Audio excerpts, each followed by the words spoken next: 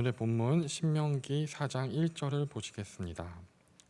이스라엘아, 이제 내가 너희에게 가르치는 규례와 법도를 듣고 준행하라. 그리하면 너희가 살 것이요 너희 조상의 하나님 여호와께서 너희에게 주시는 땅에 들어가서 그것을 얻게 되리라. 하나님께서는 하나님의 백성 이스라엘을 애굽에서 구원해 주셨습니다. 그리고 시내산에서 하나님의 백성 삼아 주셨습니다. 그리고 하나님의 백성답게 살아갈 수 있는 법인 율법을 주셨습니다. 우리 다들 알고 계시는 율법의 핵심이 무엇입니까? 신명기 6장 5절입니다.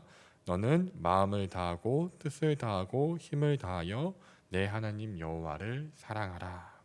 그리고 레위기 19장 18절입니다. 내 이웃 사랑하기를 내 자신과 같이 사랑하라. 나는 여호와이니라. 율법의 핵심은 하나님 사랑과 이웃 사랑입니다. 우리가 이 사랑의 율법을 지킬 때 참 생명을 누리며 살 수 있다고 말씀해 주십니다. 2절 보시겠습니다.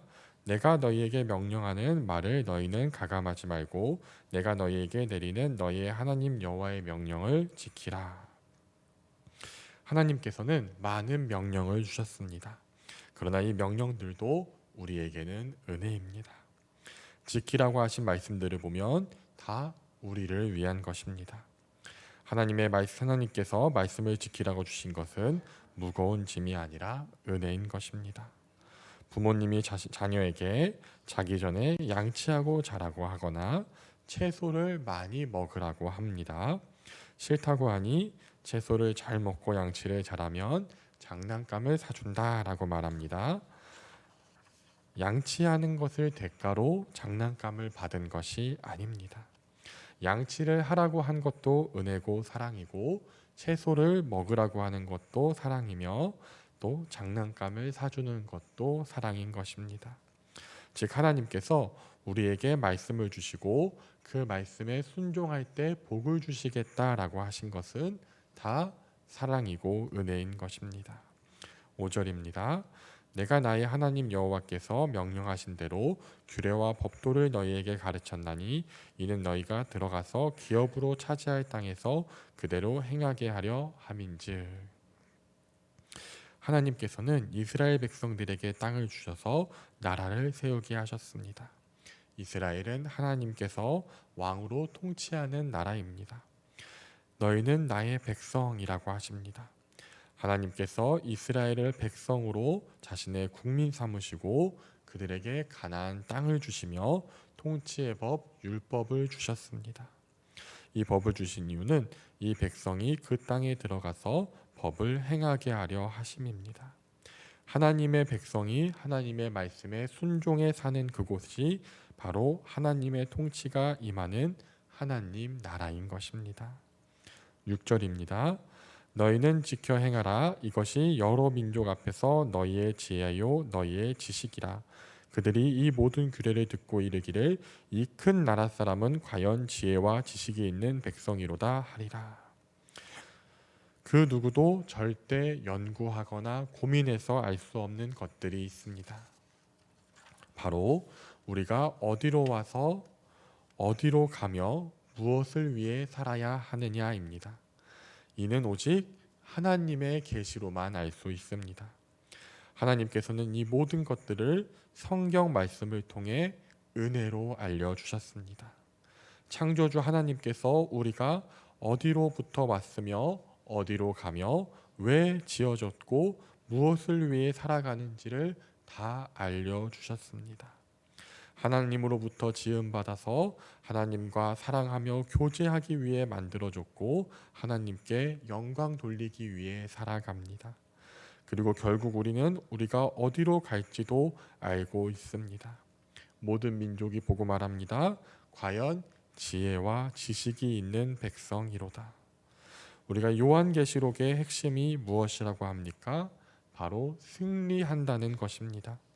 예수님께서 우리를 영원한 새하늘과 새 땅으로 인도하시고 모든 눈물을 닦으시며 사랑의 하나님과 영원히 함께하게 하리라는 사실을 알려주십니다. 우리가 소설을 읽을 때 아무리 주인공이 고단한 여정을 겪어도 그 끝이 좋으면 해피 엔딩이라고 말합니다. 우리는 우리의 시작과 끝을 압니다. 우리가 어떠한 고난을 겪어도 이 짧디 짧은 생이 지나가고 영원한 하늘나라가 시작된다는 사실을 압니다. 우리는 지혜와 지식이 있는 행복한 사람입니다. 7절입니다. 우리 하나님 여호와께서 우리가 그에게 기도할 때마다 우리에게 가까이 하심과 같이 그 신이 가까이 함을 얻은 큰 나라가 어디 있느냐. 하나님께서 우리를 사랑하사 우리를 가까이 하십니다. 많은 사람들이 헛된 것에 기도합니다. 그러나 심지어 이런 헛된 우상들은 수백일 동안 치성을 드리라고 하고 몇천 배를 하라고 합니다. 그래도 그 기도가 응답됐지 그 우상이 그 기도를 들을지 듣지 않을지를 알 수 없다라고 합니다. 그런데 천지를 창조하시고 다스리시는 하나님께서는 어떻게 말씀하십니까? 시편 116편 1절과 2절입니다. 여호와께서 내 음성과 내 간구를 들으심으로 내가 그를 사랑하는도다. 그의 귀를 내게 기울이셨으므로 내가 평생에 기도하리로다. 하나님께서 우리를 향해 귀를 기울이신다고 말씀하십니다. 우리도 알지 못하는 우리의 내면의 작은 신음에도 귀를 기울이십니다. 제가 대학교 때 선교단체 여름 수련회 때 한 후배가 눈물로 열심히 기도하고 저에게 이렇게 말했습니다. 열심히 기도했는데 하나님께서 들으셨을까요? 그 말이 참 안타까웠습니다. 하나님이 듣지 못하실 수가 없습니다. 하나님은 저기 멀리 계신 분이 아니십니다. 우리를 사랑하사 우리의 머리털까지 세시는 아빠, 아버지이십니다. 어떤 사람은 말합니다. 하나님은 그런 거 관심이 없어. 하나님은 바쁘셔. 그러나 하나님은 바쁘실 수 없습니다.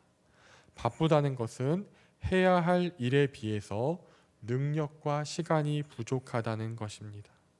하나님께서는 능력이 무한하시고 시간을 초월하십니다. 시간이라는 개념 밖에 계십니다.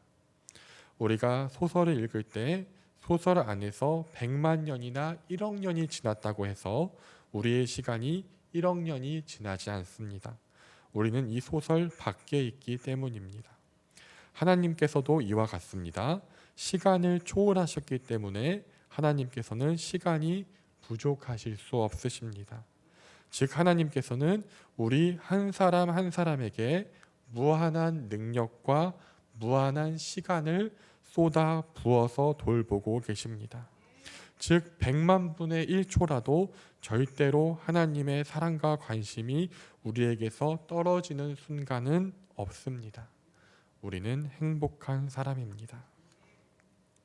8절입니다.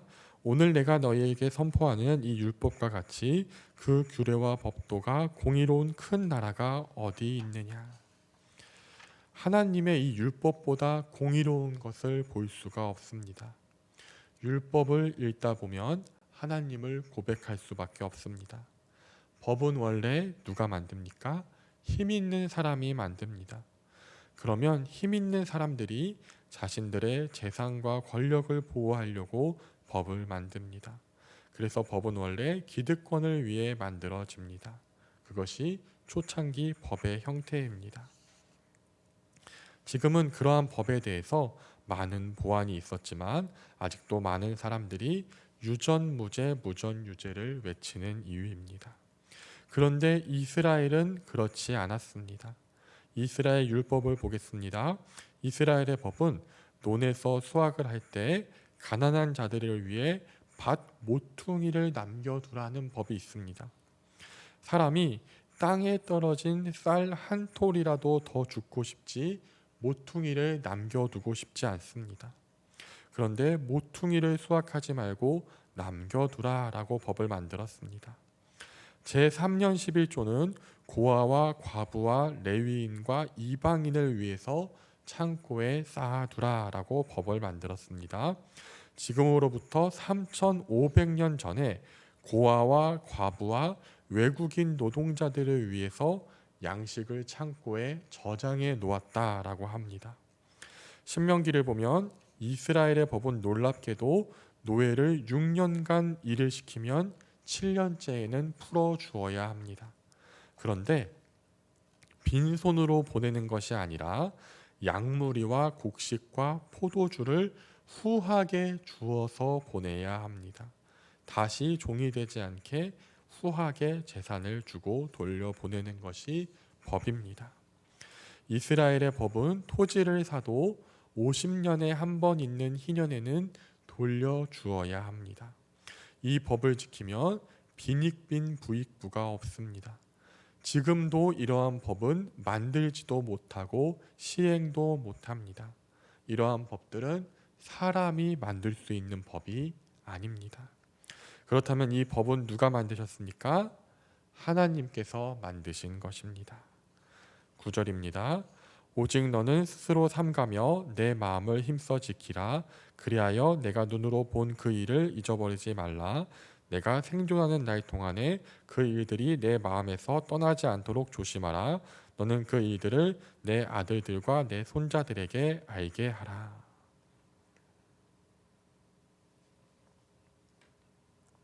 살아있는 동안에는 내가 그 말씀을 지켜야 하고, 자녀를 낳았을 때는 자녀들에게, 손자가 생기면 손자들에게 하나님의 말씀을 알게 해야 합니다.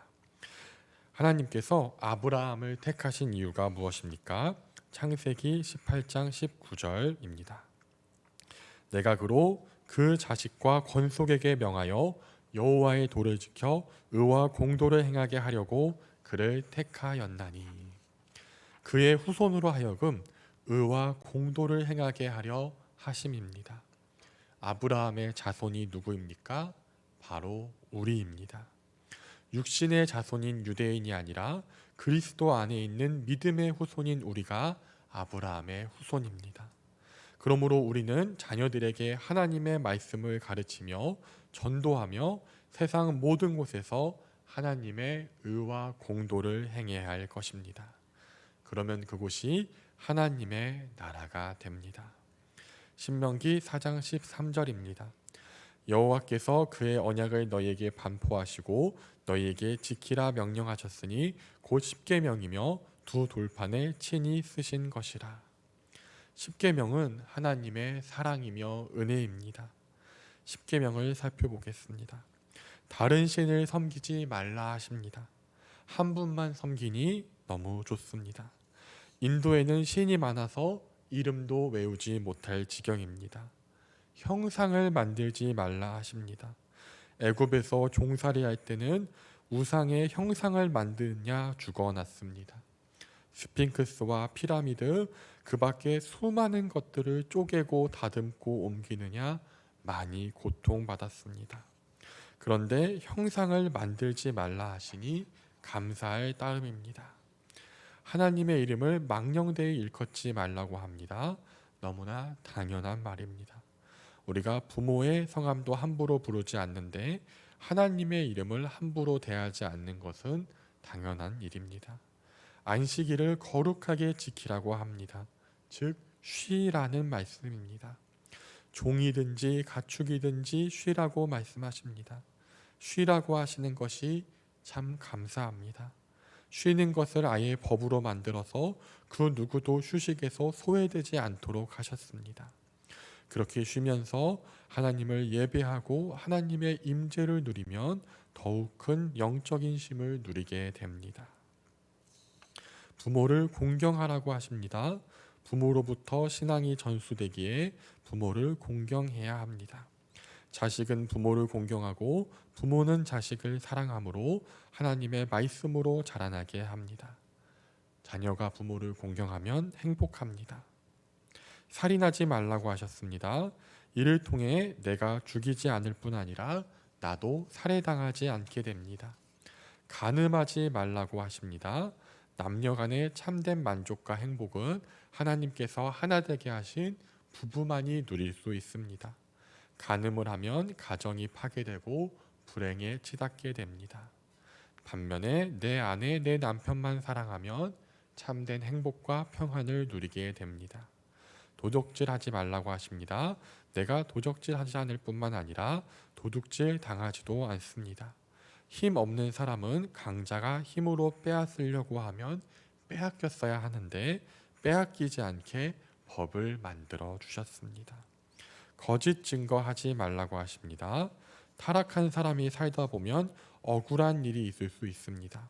그런데 그 억울함을 재판에서 풀 수 있게 하셨습니다.